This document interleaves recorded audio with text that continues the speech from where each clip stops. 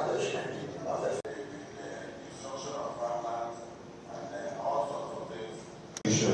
which will last for a period of 20 minutes as directed by our home. In effect, to the take-up of the new ministry, President Bola. National Livestock Census was done in 1991.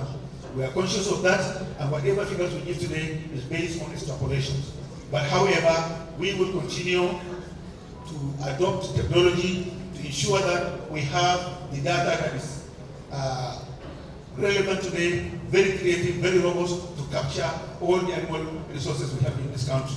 We will do that to ensure that we also do a lot of tagging and tracing. So the incidences of cattle losses, either due rustling or whatever form, will be easily traced. Already we have demonstrated the national animal identification tagging system has already been launched, and we are going to go via that route to ensure that each animal in this country has an ear tag that can be traced. The technology is there, it is robust, it is available, and it's the only way we can do to know exactly where our herds are, where is the density, where are they going, where are we likely going to have a crisis point, then we can now leave it in the board.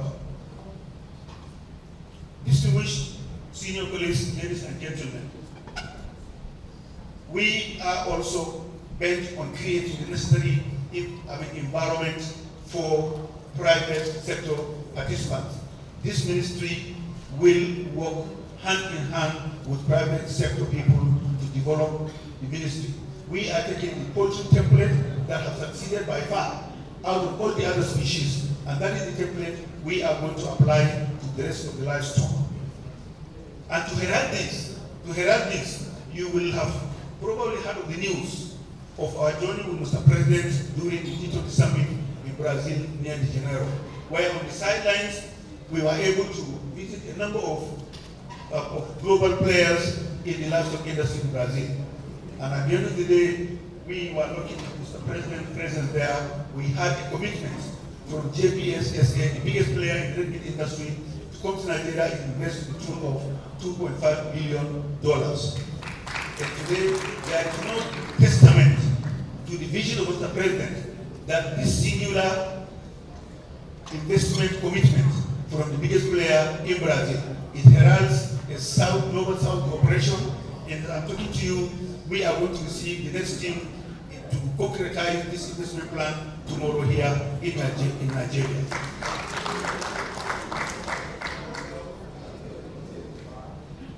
We have also had a number of engagements with other private sector investors in this country, as well as international players.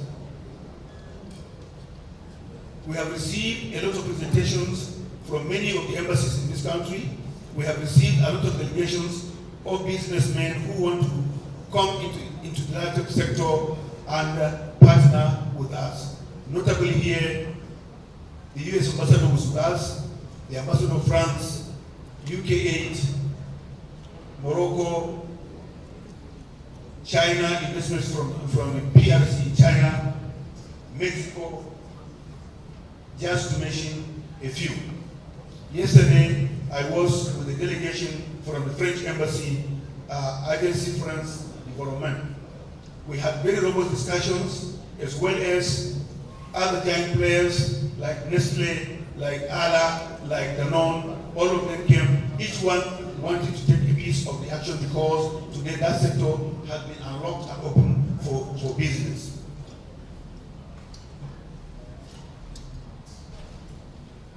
An example of what is going to happen is what I want to say here next. The issue of red meat industry in this country. We have been getting a lot of appetite, very strong commitment for investors from the Middle East. However, we are not ready to key into that simply because of the traditional slaughterhouses we have in this country that are not meeting the hygienic standards of international consumers. You would have probably seen pictures of our visit to the Amosun Central Abattoir in Ibadan. To say the least, that is not what red meat processing should be in this country. And already we have started engaging with a lot of investors in the red meat industry. We have taken an inventory of about 13 abattoirs in the country. Many of them are not functional. Many are under lock and key. We are talking with those investors, including the subnational governments, to get partners to start working on the backward integration so as to ensure that satisfactory feedstock in terms of number of animals as well as bulls, poultry, small ruminants are secured in their prime age and body build and have sufficient quantity for processing in these abattoirs. How do we do that? For us here, we are coming with a number of initiatives that will suit our economic and social dynamics, organizing our growers.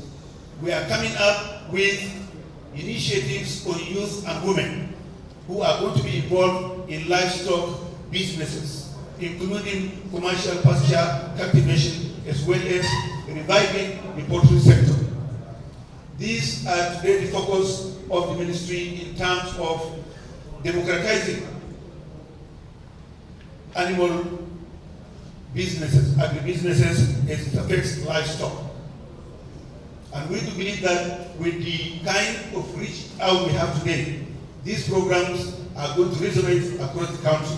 That is our intention, and that's how we are going to do it. We are already talking with development partners, development banks that are ready to key into this robust program of organizing youth and women across the country. We call them initiatives, women initiatives, initiatives for women in livestock, initiative on youth in livestock.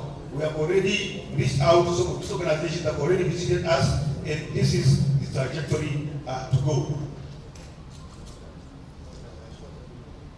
Furthermore, we are also leveraging on what is happening today. We have two dominant institutes in the country. One is National Veterinary Research Institute in Vom, that is over 100 years old, but as it is today, it is not in any position because of the obsolescence of their technology and equipment to satisfy our requirement for vaccines across all the species. They are only able to give us 50% of our national requirement, and therefore the intention of the ministry, already that institute has been studied. We have the report is conducted by McKinsey. We are going to embark on a full commercialization of APRI so that they can be in the position to supply minimum 1.2 billion doses every year, and that will be across the board. Our concern here is about animal health and disease management. If you are not in the position to control and manage endemic diseases, zoonotic diseases, you cannot compete at the international market. And therefore, it is top on our agenda to put that institute in a proper position to be able to satisfy all our vaccine requirements across the species, from poultry to the camel, which is the tallest.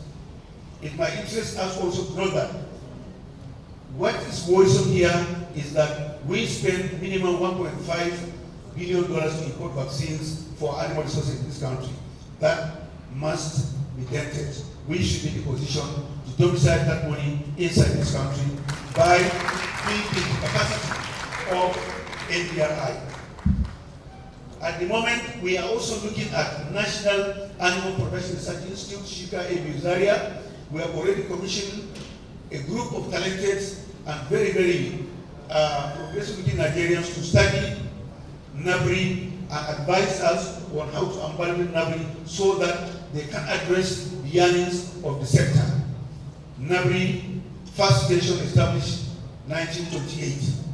It has gone under different statuses, but it's today, the way they are, we need to get in there and create a number of specialty areas where they can talk to the market, where they can go to Nigeria to answer the gaps in terms of research and development that are going to be marketable, that are going to be commercialized. So this is what we're looking at, and by the time we finish that, we will have a brand new NABRI that is going to be evaluated and take the position of other research institutes that are today in the global south. If you look at today, the research institutes like Embrapa in Brazil, the ones in Cairo, in Egypt, Morocco, Botswana, and South Africa. These are supposed to be our peers, but they have gone far ahead. But our own intention today is to leapfrog. Research and science should be in the driving seat in this transformation. We are talking of our animals being performing suboptimally. Our cows, mama cows, can only give 2 liters per day. Their counterparts are giving 30, 40 liters. Yes, of course, there are researches today where some organizations have done F1, F2 crosses that are today giving 50 liters per cow per day. We want to look beyond that, but we do believe that we have the energy and the resources to leapfrog the system so that our mama cows can give us minimum 30 liters per day. And the same goes for beef. The same goes for beef. Our bulls, today we eat aged bulls, 5, 6, 8 years old. The meat is already tough and only fibers. Our intention today is to make sure that we have hybrid bulls at 30 months that can weigh 600 kg. And that is the slaughter weight. At 30 months, minimum 2.5 years. That's what we're looking at. That is our goal, and that is what we are going to do. We are also looking at holistically looking at the current contribution of livestock to GDP, which is the minimum of 5%. Our intention today is to be able to double that number in the non-distant future so that at least we can have not less than 10% contribution of livestock to the GDP. That is a tall order, but we believe we can do it because we have the resources to do that. Distinguished ladies and gentlemen, the livestock sector is big enough. And I've just been told that my time is up. I have not spoken about the bee, I have not spoken about the rabbit, I have not spoken about the poultry in detail, I have not spoken about the pig, I have not spoken about the goats, I have not spoken about the sheep, I have not spoken about the cattle, I have not spoken about the donkey, the horse, and the camel. Now, these are the animal species under the ministry. And let me give you an example. Just give me 2 more minutes plus 2. The abattoir we're talking about. Let me unlock this to you. The abattoir you're looking at. If you take a cow, for instance, we want a legislation where every cow that is slaughtered in Abuja today is slaughtered under the controlled environment of an abattoir. If you do that, you get the hygiene. You are not sure of any contamination from any of these illnesses. But the business angle is this. If you slaughter 200 cows in an abattoir, the blood will go to a blood bank. And that is a feedstock for fish meal, for fish mealers. Each cow has 30 liters of blood. 30 times 200. Each liter is 1,000 naira. Today, without the abattoir, all that resources goes to waste. The solid waste. Each cow has 30 kilograms of solid waste after you slaughter it. That will go to making biogas to fire that abattoir. And the essence can also be sent to the natural resources. Under this same abattoir, if you debone it, you remove by hydraulic power the meat from the bones. You crush the bone into calcium that will go to animal feed. You remove the bone marrow and send it to pharmaceuticals. You remove the bile from the animal's stomach and export it to China. The hooves, the horns are also exportable, or you can crush them into calcium. You have 55% red meat. All those others that now go to waste, they are also valued as I have described. And that is the reason today because we consider it as waste. That is why today meat is expensive. Because the butcher only gets value from red meat. These others goes to waste. But in this ministry today, our own position, and that's how we are going to raise the questions of Nigerians, in the animal kingdom, there is no waste. There is no waste. And this is what is hidden in that livestock sector. And imagine the bulls, how many cows we are slaughtering today in this country. And half of what we are wasting in the abattoir or slaughtering all over the place means that we are not gaining that economic value. The hide and skin alone can create 700,000 jobs, about 23 billion naira value. But again, our slaughter process, where we cut the cow's neck and put kerosene on top of the skin to burn it, that is carcinogenic. Or use spent engine oil to burn the skin and scrape it because we feel that we want to eat meat with the skin. That is not hygienic. It is cancerous. It is dangerous. Ask scientists about this. If it is cultural, it is poisonous. It is poisonous culture. Let's conclude it that way. So therefore, we are in the process of people that some of these practices is what we want to bring to the fore, so that people can know that we are actually eating our own jobs by eating the skin. We are eating our own jobs, and we have our children working the street looking for jobs. We already have cooked his job, and they are eating it by eating this. So therefore, ladies and gentlemen, without sounding offensive about it, I want us to know the hidden value in the livestock sector today. If you process poultry, nothing goes to it. Even the feathers today are crushed into calcium, and some of them are exported. That is the target of the ministry. That is what we are doing. That is the way to go. And we are here today asking investors to come and work with us so that we can realize the full value of what the ministry is intended to achieve. Therefore, honorable ministers, distinguished senior colleagues, ladies and gentlemen, we have a number of species here that I have not spoken about, but I do believe that this engagement will continue. I won't say everything here because our chief host has given me 20 minutes. That is not sufficient for the honeybee, but I've just decided to go across and then give you a nutshell the menu today from the youngest ministry of the Federal Republic of Nigeria, Ministry of Livestock. Once again, ladies and gentlemen, the president, my question will be to the Minister of Regional Development. Sir, during your presentation, you reported so many success stories of the ministry, but there are so many Nigerians that are eagerly waiting to see how these initiatives have impacted positively. So, sir, I want you to tell us categorically how these initiatives have impacted on the life of the common Nigerian, especially in my community where so many of us are already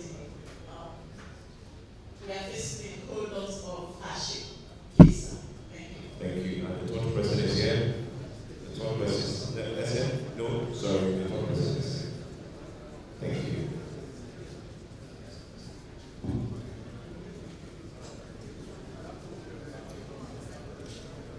Thank you. I have two questions. Raise your name and your video. My name is Livestock. I publish Nigerian Spokesman magazine. Two questions. First one to the Minister of Livestock Development, my good friend that I met just a few days ago at the Office of the National Security Advisor. Now, the colleague from Nigerian Tribune asked a question regarding where we have taken off, knowing that a part of what we are doing was domiciled in the Ministry of Agriculture. Sir, we have information that bureaucracy, that you are contending with some bureaucracy, in taking off. Can you confirm that, sir? All right. That's a question. My second question to the Minister of Regional Development. Sir, you spoke eloquently by your ministry and the expansion of your mandate. interventionist programs, platforms in the past has been a bane of development at that level. Now that your ministry has been expanded to run through other geopolitical zones, how do you assure Nigerians that you are going to drive this vision of Mr. President of even development across the country, that this ministry will not end up as Federal Ministry of Regional Settlement? Thank you. Thank you very much, sir. I will be the last question for the session. Honorable Minister, you may wish to proceed. Sorry, before judgment of the press, before National progress for everybody.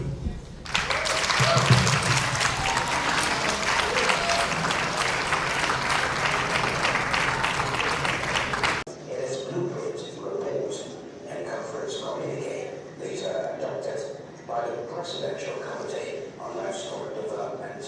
First, the Federal Ministry of Livestock Development was tasked with reforming the sector, resolving conflicts, and positioning livestock as a major contributor to national economic growth.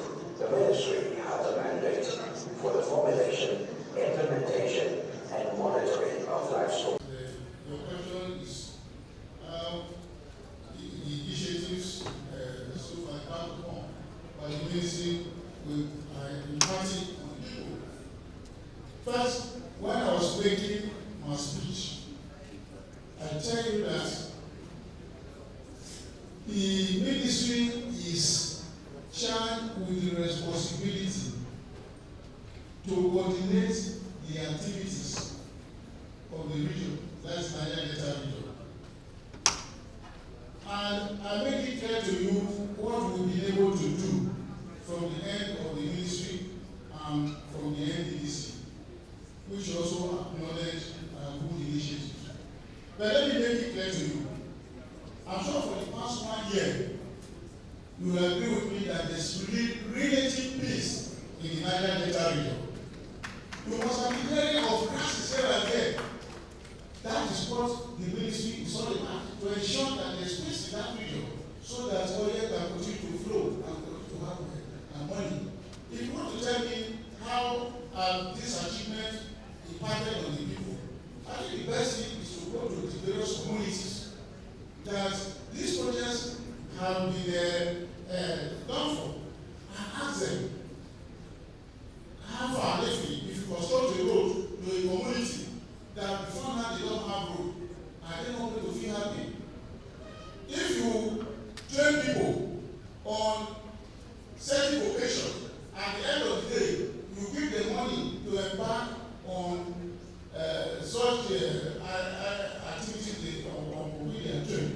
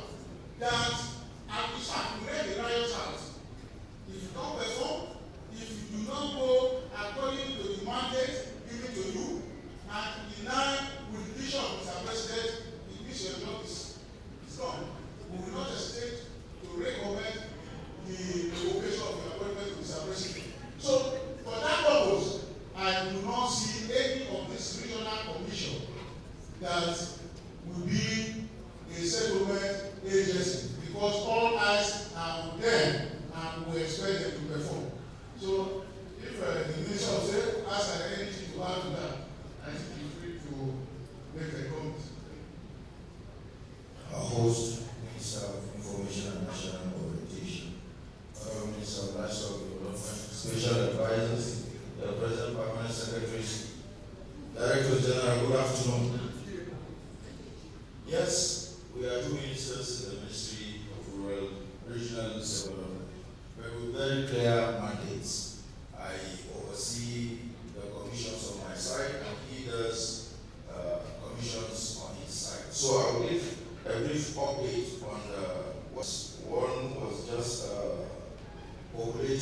co-created last week or so, and the other was put together about a week or two ago. That is the Northwest Development Commission. But they haven't really taken off. They are in the process of taking off. But let me speak on the one that has been on ground for some time, and that is the Northeast Development Commission. Incidentally, we just got back to Abuja on Wednesday from a road trip we took, designed specifically to follow the money. We went alongside journalists, your colleagues, to all major project sites in Borno State. We started from Borno for a purpose because we believe in the epicenter of the insurgency and the reason why the commission was created in the first place. We went there to see what they've been able to do in the 6 years they have been running the commission. And I make bold to say that we are satisfied. In direct connection with the question the gentleman asked a few minutes ago, whether we are going to see to Mr. President's vision. That is our vision also. And I want to assure you that under our watch, just like the Honorable Minister has stated, we went to see roads. Some of you would have forgotten Sabamari, where many farmers were slaughtered by the incidents about 3 years ago. Mr. President graciously approved and built a road directly connecting the farming communities. You will be marveled to see the quality of work and how that area has been transformed into it's there for you to verify. From work where there are 1,000 housing projects standing, commissioned, funded by NEPC. We went also to see the GRA wall, which has been opened up for irrigation and many other farming activities. You see livestock, welfare, open in one environment with security manned by soldiers. Those are the kind of projects the NEDC is executing. The National Bond Center at the University of Education is one other project that is there. We also visited a farm-grade drugs wheeling store funded by the NEDC. The NEDC also bought dredgers, world-class dredgers from China to dredge canals and waterways around the region to make farming and open up the waterways for irrigation. Those are just a few of some of the projects we are doing. And I believe, as responsible journalists, we follow the money. It is your responsibility to also follow the project to confirm and make sure that we are working tirelessly to make sure that we deliver on the promises Mr. President made to the nation, and there will be no mistakes, no missing of the road on delivering of the mandate on renewed hope, Mr. President's renewed hope project. Thank you and good afternoon. Thank you, Excellency. Has huge untapped potentials, and under the leadership of Honorable Minister 2023, sponsored by the Kano State Government under His Excellency Dr. Abdullah Akujobi, to set up the machinery for effective takeoff. The National President Bola Tinubu CFR is working not just hard but smart to ensure that we provide enabling environments for Nigerians to tap into these great potentials. To formalize the policy and administrative machinery of the new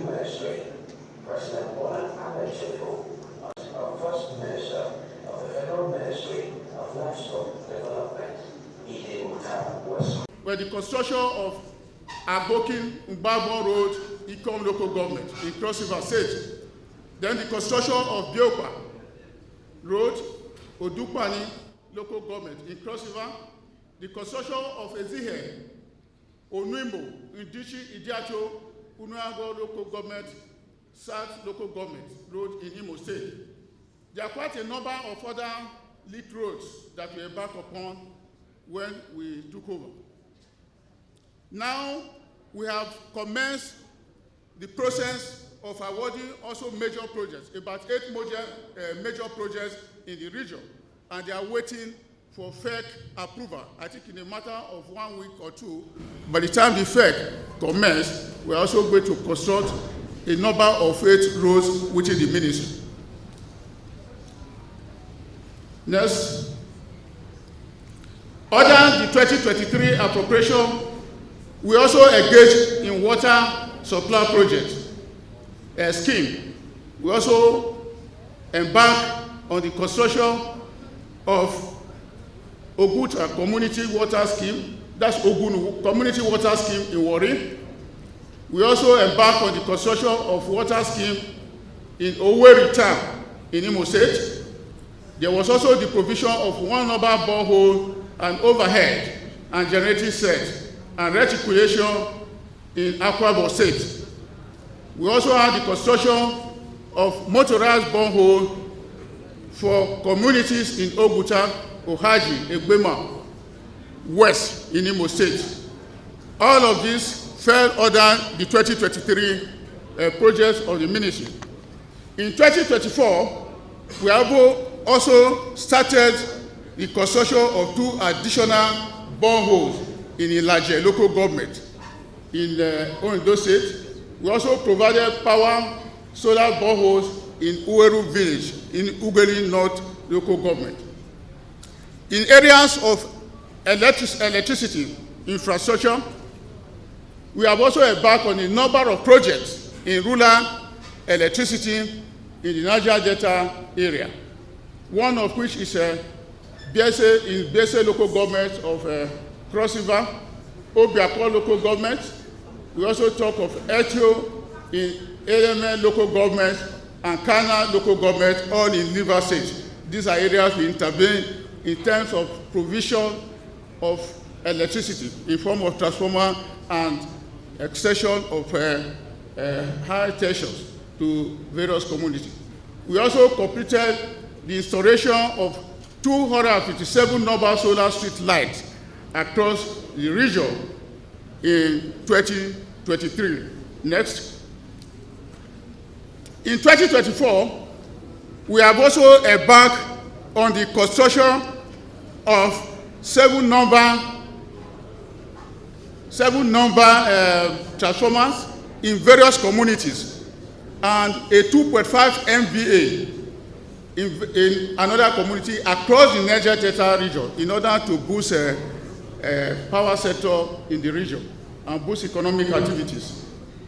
In the area of inland water development, we have also made inroads, and to harness the economic values of the waterways in the Niger Delta region, we have embarked on the design and construction of jetty projects for water transportation, such as the recently awarded contract for the construction of jetty at Agbobiri, Arogbo in Ilaje, Ese Odo local government in Edo State. We have also embarked on awarding of contract for the consultancy service for the proposed Niger Delta ferry transportation. I think it's very important to say this because in the Niger Delta area, there are some communities that cannot even see road, no matter what you do. So in order for them to be interconnected with those in the hinterland, there are quite a number of rivers in those areas that can be dredged and then provide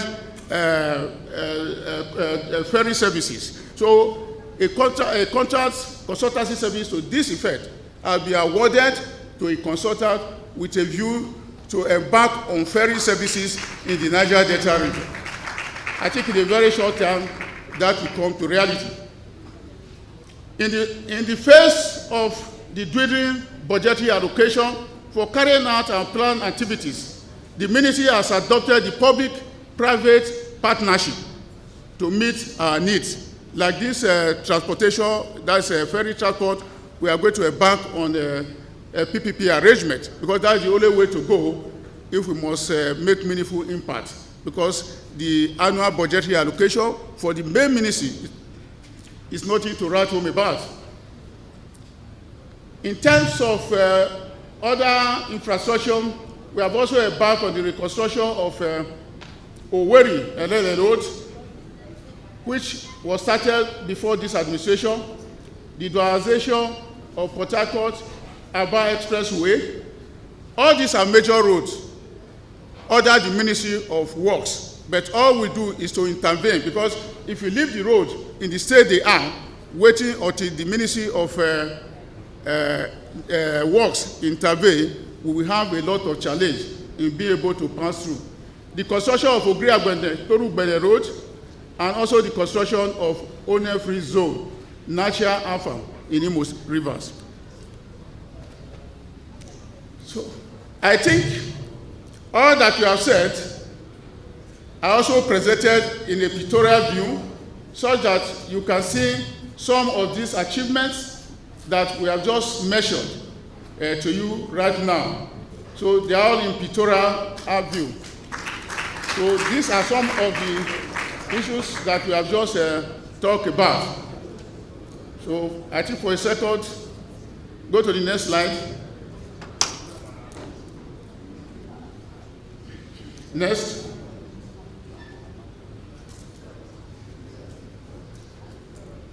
Next. Next. 2024, just about 2 months old. And the creation of the Ministry of Regional Development is more of an expansion of what we had before, which is the Ministry of Niger Delta Development. It is not entirely a new ministry, but it's a ministry whose scope has been expanded to accommodate new regional commissions that have been created. So far, 2 other new regional commissions, Northwest and Southeast, have been created. And it is important to let you know that these 2 commissions were only inaugurated last week after the board had been constituted by Mr. President. We are also awaiting the constitution of the other board. So it is only upon the constitution of the other board that our activities will start in earnest in terms of the new mandate of the ministry as ministers of regional development. I'm trying to give this background because my talk will be centered more on what we have done so far in the ministry of Niger Delta. But I also want to clarify one thing, because upon the announcement of the ministry in October last, there was supposed to be an eruption in the Niger Delta region, stating that the Ministry of Niger Delta had been scrapped. But I quickly ran to one of our foremost leaders, who had just passed on in the person of Pa Edwin Clark, and I was able to brief him extensively on what the new ministry is all about, and that is why the calm after such explanation was in the region. Otherwise, they were very much skeptical, believing the Ministry of Niger Delta. I'm saying this to let the whole world know that the Ministry of Niger Delta is still there, is under the regional development. It's just for the simple reason that new commissions have been created, and since the creation of the new commissions across the entire region, that name cannot fit in properly Niger Delta, because most of these commissions, they operate outside the Niger Delta region. I just feel I have to make this clarification so that by the time I'm talking, you know that I'm going to say more about Niger Delta, because for the past 1.5 years, our operations have been in the Niger Delta region. And it is only when the commissions are properly constituted and start operation that our own activity to supervise them will commence. Because our role will be which is the primary mandate, is to supervise these development commissions. And by the grace of God, those that have been inaugurated, we have already given them a clear cut, a roadmap of what they are going to do. Let me say that when we resumed last year, the first thing was to go around the entire Niger Delta region to see for ourselves the problems in this area. And we were able to visit critical stakeholders, including traditional rulers and a number of persons in the Niger Delta region. And you all recall that last year too, all the ministers, including myself, we signed a presidential bond on how we can go about our activities. And we also committed ministers here, the Honorable Minister himself and the Honorable Minister of State. I'm talking about Ministerial Development. Now, only one minister talks to press at one time. However, if there are clarifications or comments that the Minister of State may wish to make, he has the liberty to do so in, say, 30 minutes maximum. Please, we are managing time. Let us keep the questions and comments straight. I also implore my colleagues to go straight to the answer so that we can leave here our schedule. Thank you. Thank you, Honorable Minister. So we can respond to the question. Honorable Minister of Livestock. Okay, thank you. There are two concerns. One from my very good friend from Shimon, and the other from another very good friend, I suppose. One is talking about feed and fodder that was run under the Ministry of Fairness, Agriculture and Food Security. There is continuum in government. There is continuum, and we have inherited all those programs that are livestock related. And the talents that came from there, I don't call them workers, I call them talents. Because I have a lot of talents in my ministry. And we are doing on that. However, we are not to upscale up to the national level what has been done there in respect of livestock. There were only 2 departments then, and today we have 7 technical departments fully known to cover the whole gamut of livestock permission. And therefore, we are going to drill down further and make sure that fodder cultivation becomes a key commercial component in this country. Not just for those who have livestock as a vocation. You can go to a bank with a good business plan, go to a state government to give you land, we will support you so they can go into personal cultivation. At the moment, we are written about 30 letters to subnational government requesting for pieces of land where we can massively cultivate fodder for animal resources. We are also talking with politicians of this country which have spare unutilized land across the country so that those lands can be brought for livestock and pasture cultivation. So this is what we are doing, and we are encouraging anybody who wants to go into pasture cultivation commercial to talk to us. We can do the handholding so that you can also get into business to do pasture cultivation. In fact, there are opportunities today in the Middle East to export grasses from Nigeria to the Middle East. You are invited. Please be. Now, talking about bureaucracy. Like I said, we have talent in our ministry. In the short period, we have worked together. We have bonded, and we have a shared vision, and we have a word, and that's where we are going. So in my ministry, in our ministry, with apology, it's not my ministry, it is our ministry. We have already bonded, we know each other, we have broken protocols, we have defined gravity, we are going to break new bounds. Thank you very much. Thank you very much. Honorable Minister of Agriculture. Thank you very much. First, let me go to the first. The plan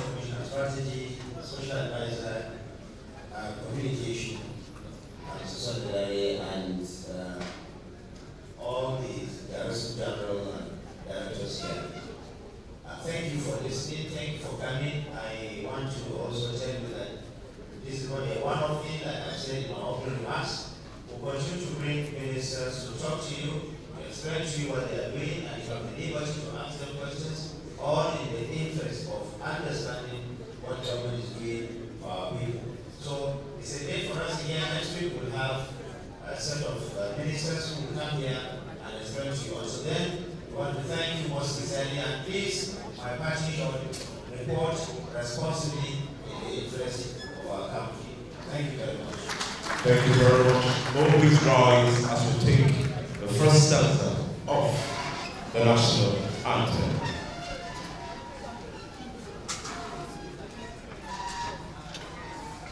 We'll sing at the count of 2, the media is ready.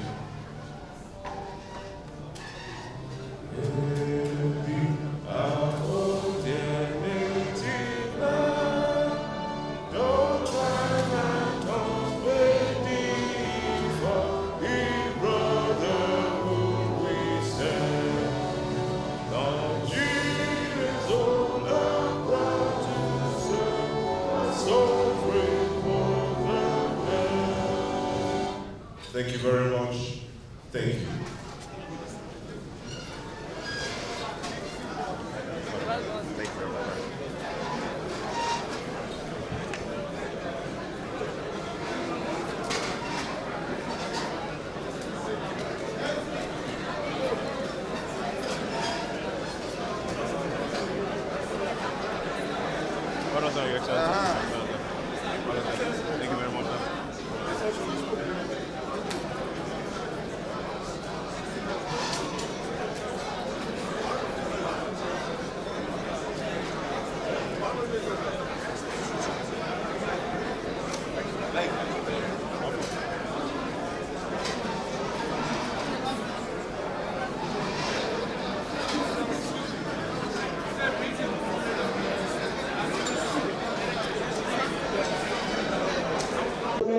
We have peace building and security. We have women and youth in livestock. I said the ministry will operate through departments. All that I've said is within the Department of Infrastructure. We also have housing department, which is charged with the responsibility of housing needs of the region. By the time we took over, we met a number of mega skill acquisition centers that are at various stages of completion. But what we observed is that most of these skill acquisition centers, they were without framework of management. That the few that were completed, they were already overgrown by weed. So when we came, we now took a policy to the effect that such projects have to be handed over to federal government agencies that are in need of them. And so far, about 2 or 3 of such mega projects have been handed over to some federal government agencies, like the one in Imo State. The one in Ondo State is currently under discussion with the Federal Ministry of Youth, so that they want to use the mega skill acquisition for their own youth activities. So all of these skill acquisition centers, we are also going to complete all of them and also hand them over to government agencies that can manage them, because the ministry is not charged with that responsibility of management. Then under the ministry or the Department of Housing too, we have what we call quick win projects, such as classroom blocks, ICT centers, and health centers. We have them across the entire region. Provision of ICT skill development CTB center in Eket, which was done at a cost of 160 million. The rehabilitation and construction and equipping of 20-bed maternal hospital in Ukana, and a host of others. They are all there. So I think we will provide the press with all this information for proper recording. We also have other areas that we have intervened, not only in terms of housing, in terms of economic empowerment, because today you notice that there's relative peace in the Niger Delta region, and that is the major achievement of our ministry, is to ensure that there is peace There's relative peace today in the Niger Delta because of the way and manner we have engaged them, engaged the stakeholder, and also carry out empowerment programs. Last year, about 300 youths were trained and empowered with a starter pack of about 250,000 each. This year, about 1,000 youths have been marked to be trained across the 9 states of the Niger Delta region. And in a moment from now, in another 1 week, all of those people that have been shortlisted will be trained, and after the training, they will give you the sum of 250,000 as their starter pack to commence their business. Also, in the area of community development and education, we have also embarked on a number of projects in terms of classroom blocks and also free medical treatment. And recently, we just rounded up a free medical treatment in Edo State, where a number of people were treated free, no payment, nothing. And a lot of surgery, fibro surgery, eye surgery, dental surgery, and all, name it, and both a clinical examination. They were carried out free. And it's a major activity that we're back upon. And all of this are geared towards maintaining peace in the region. Because if there's turbulence in the Niger Delta region, it will negatively affect the economy of the nation. And that is why, since we came on board, our major commitment is to ensure that we do all those things that will be able to bring peace in the region. So, Mr. Honorable Minister, please, I think you will just give me a few minutes to also run through some of our major activities in the Niger Delta region. Like I said, we have been operating through the ministry and NDDC, and the bulk of the money to develop the Niger Delta is in NDDC. So it's also important for us to know a little of what that agency has been able to achieve in the recent time.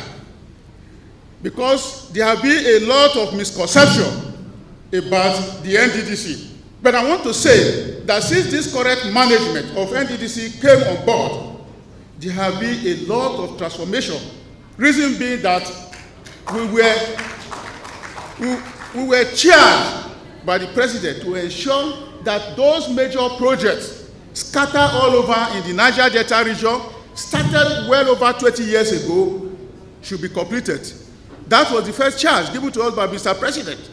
And upon resumption of work, we ensured that the management and the board, they work together in harmony to ensure that these projects are completed. And I want to assure you that since then, a number of projects, major projects, have been completed by NDDC. For instance, last year, we were there to commission the road project from Ogbia to Nebe of about 25 kilometers in the heart of the Niger Delta region. And this road, apart from the lead, it has a number of bridges and covers, about 53 covers and several bridges. But one important thing people don't even know is that the cost of construction in the Niger Delta region is very, very high.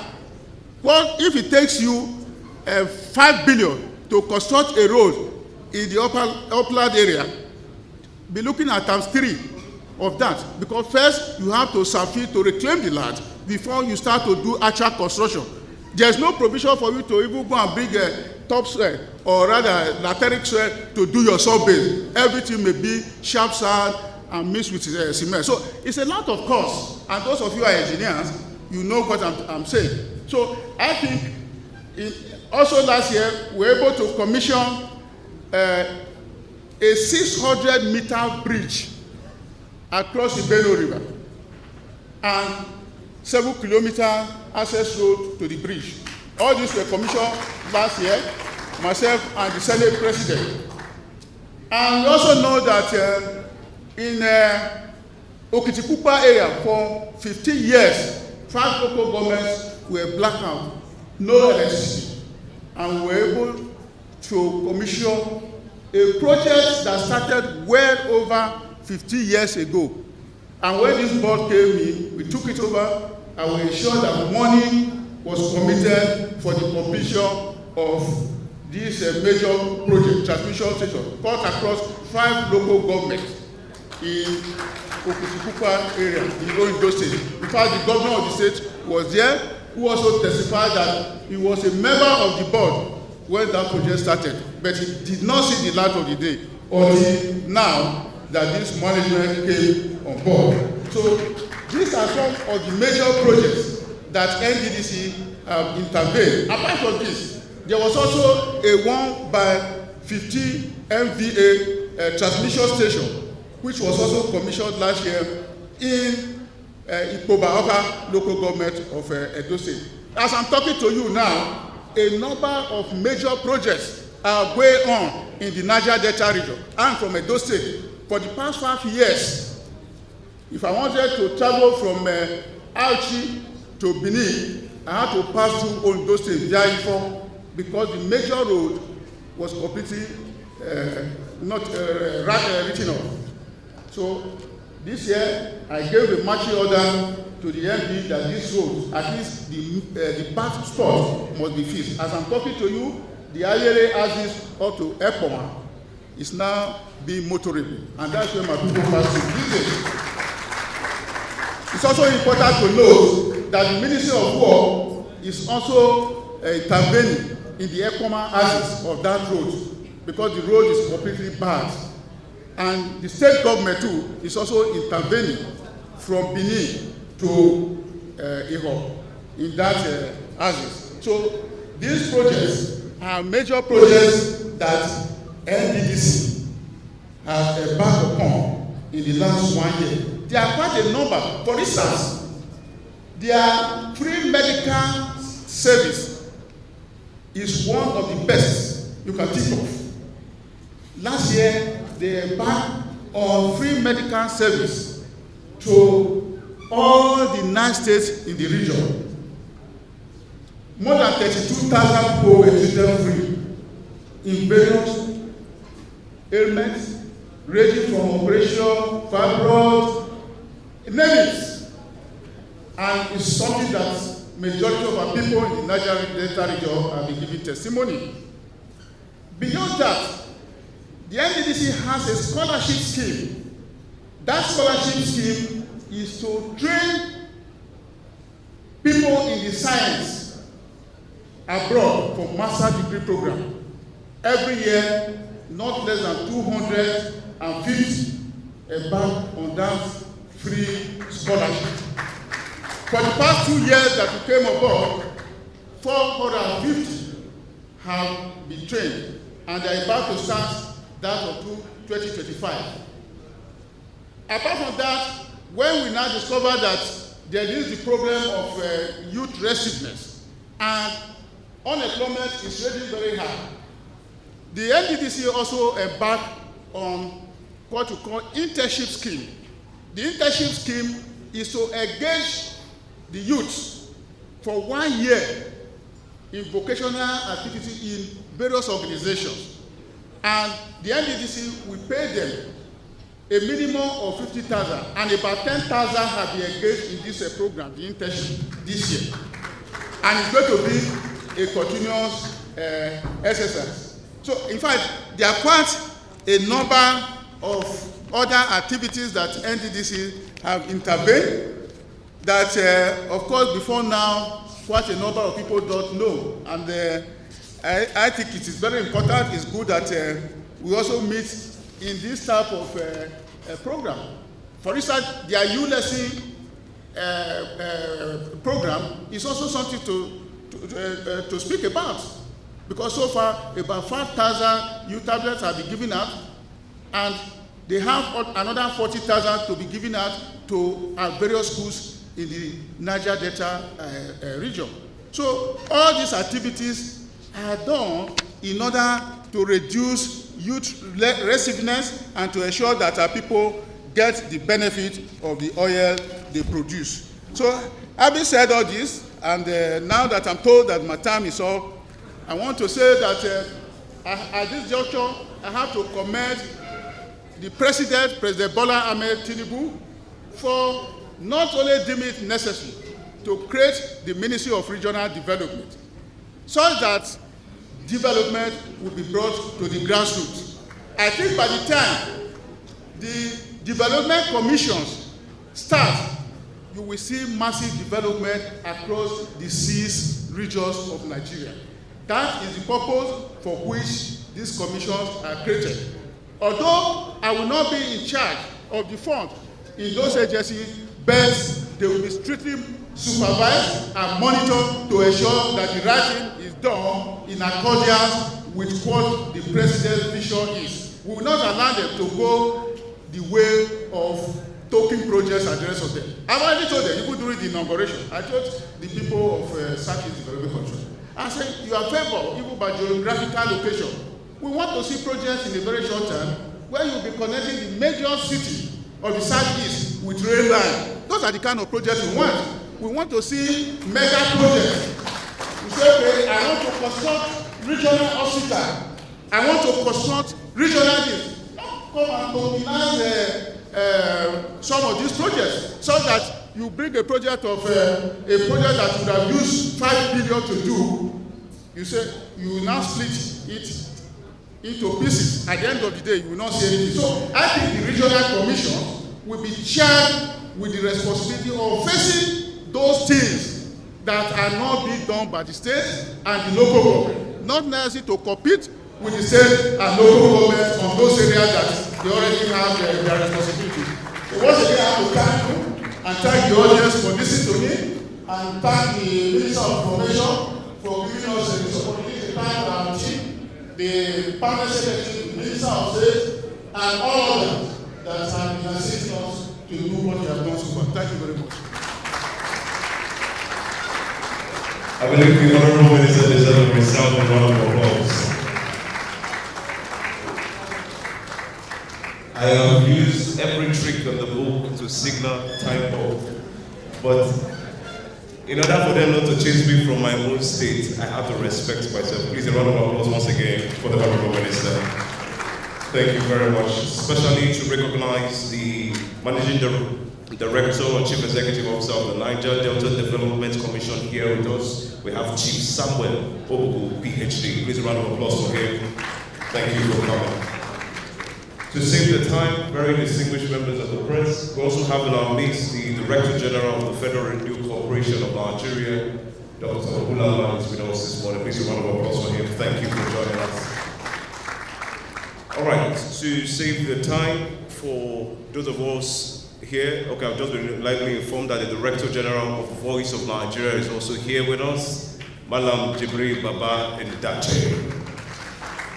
And also, I've been informed that the Managing Director or the Executive Secretary of the Nigerian Press Council, Mr. Dili Izuwa, is also here with us. Please, a round of applause for him.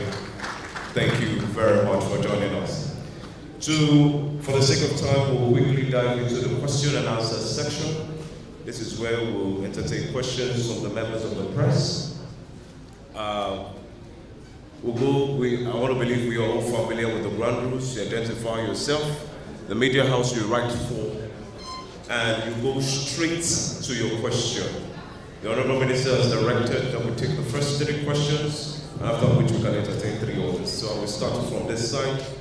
The gentleman over there, for gender balance, the lady sitting close to him, and then the gentleman on brown. At the second section, we'll pick up the rest. Thank you. Thank you, sir. Honorable Minister, my name is Dr. Livestock.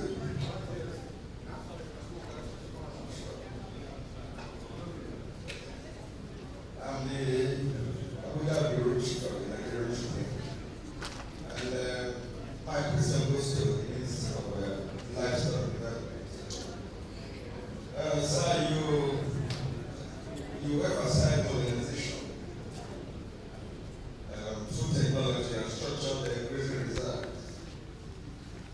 But you also talk about digitizing